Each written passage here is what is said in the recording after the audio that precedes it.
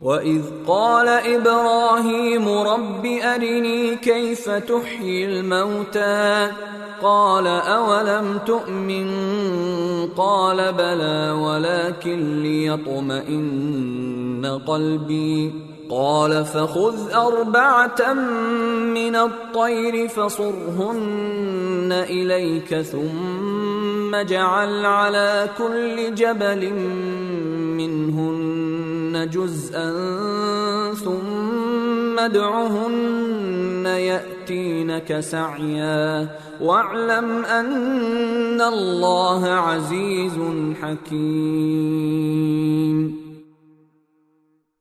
اور اس وقت کا تذکرہ سنو جب ابراہیم نے کہا تھا کہ میرے پروردگار مجھے دکھائیے کہ آپ مردوں کو کیسے زندہ کرتے ہیں۔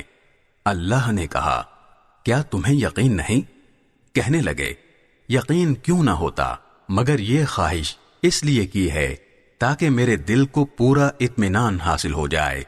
اللہ نے کہا اچھا تو 4 پرندے لو اور انہیں اپنے سے مانوس کر لو، پھر ان کو ذبح کر کے ان کا ایک ایک حصہ ہر پہاڑ پر رکھ دو، پھر ان کو بلاؤ، وہ چاروں تمہارے پاس دوڑے چلے آئیں گے، اور جان رکھو کہ اللہ پوری طرح صاحب اقتدار بھی ہے، اعلیٰ درجے کی حکمت والا بھی۔